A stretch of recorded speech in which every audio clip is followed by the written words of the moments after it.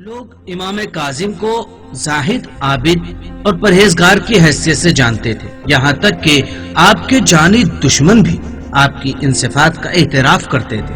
اور مامون اس کے والد ہارون رشید سے، جس نے بہت زیادہ تعداد میں شیعوں کو اور امام کاظم علیہ السلام کو شہید کیا، اس واقعے کو نقل کرتا ہے۔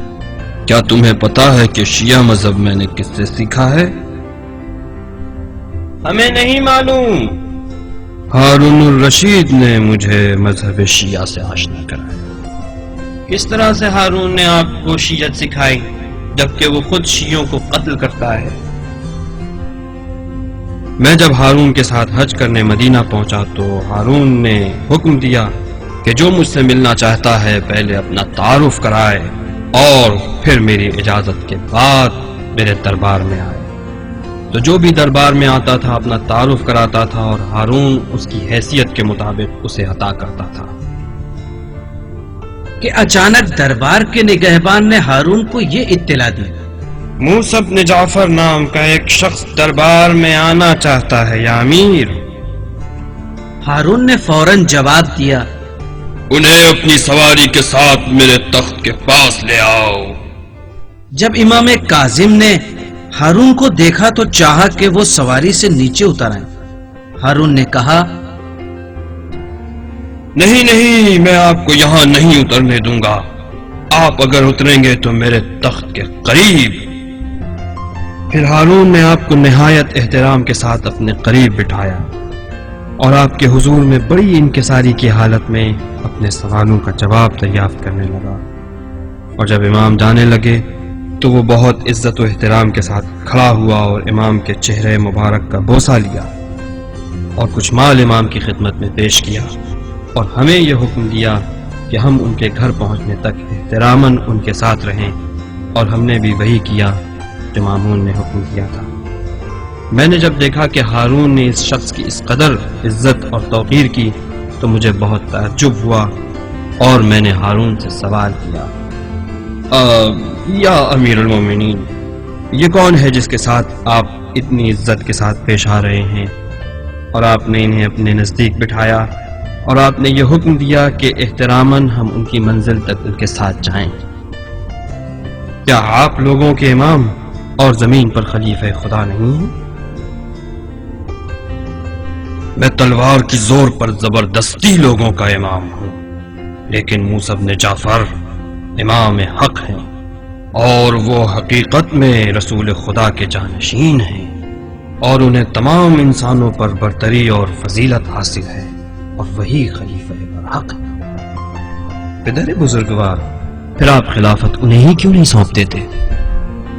میرے لاڈلے بیٹے، خدا کی قسم جان لو، اگر خلافت اور حکومت کے معاملے میں میری مخالفت کی تو تمہاری گردن کو بھی اڑا دوں گا۔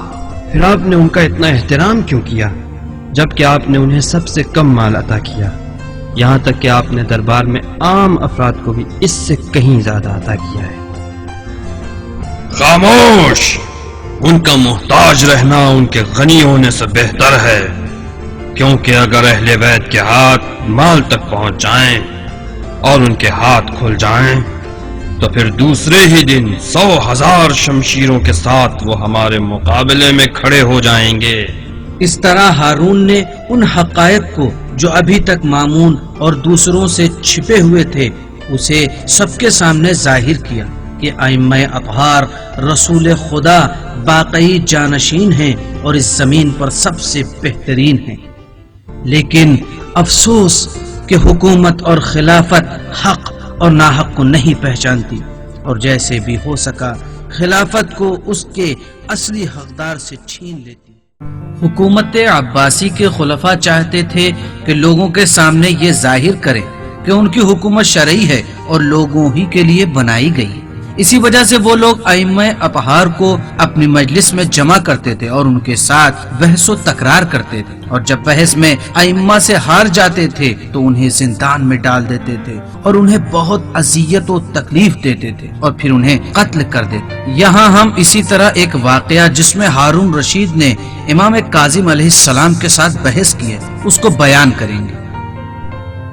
اے موسیٰ ابن جعفر، کس طرح سے آپ لوگ ہم سے بہتر ہیں جبکہ ہم دونوں ہی خاندان عبد المطلب سے تعلق رکھتے ہیں اور رسول اکرم سے نزدیکی کے معاملے میں بھی ایک جیسے ہیں۔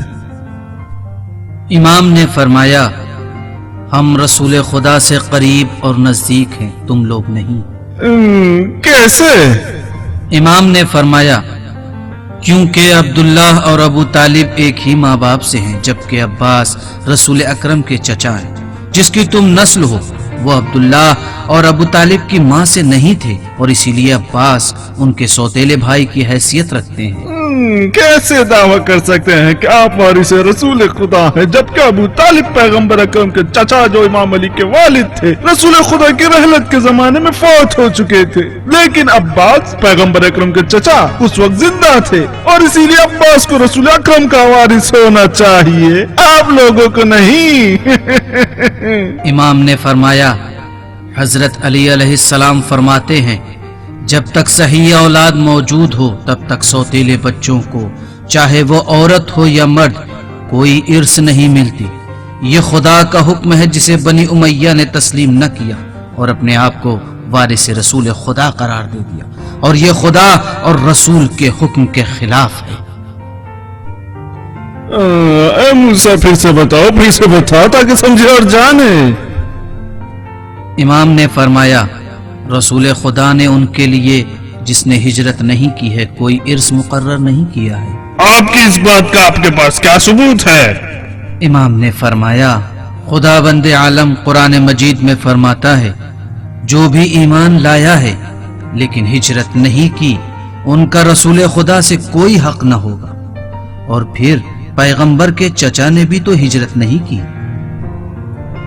موسیٰ، کیا آپ نے اس خبر کو ہمارے دشمن تک پہنچایا ہے اور کیا ہمارے علماء اس مسئلے سے باخبر ہیں؟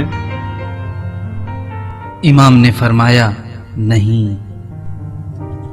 آپ کس طرح سے دعویٰ کرتے ہیں کہ آپ لوگ نسل پیغمبر سے ہیں جبکہ پیغمبر کا کوئی بیٹا ہی نہ تھا؟ کوئی بھی نسل بیٹوں سے آگے بڑھتی ہے اور آپ ان کے دختر کے بیٹے ہو کہ پسر کے بیٹے نہیں۔ امام نے فرمایا خدا بند متعال قرآن میں فرماتا ہے حضرت عیسیٰ گزرے ہوئے انبیاء کی نسلوں میں سے ہیں، جبکہ حضرت عیسیٰ کا باپ کون ہے اے خلیفہ مسلمین؟ حضرت عیسیٰ کا کوئی باپ نہ تھا۔ حضرت عیسیٰ کا کوئی باپ نہ تھا۔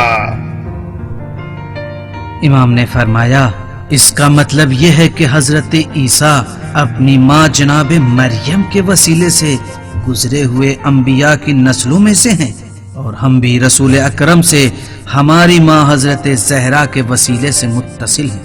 ہارون کے پاس خاموشی کے علاوہ کوئی جواب نہ تھا، لیکن وہ ہمیشہ اسی کوشش میں رہتا تھا کہ کسی بھی طرح امام کی ہم نشینی سے رہائی حاصل کر سکے۔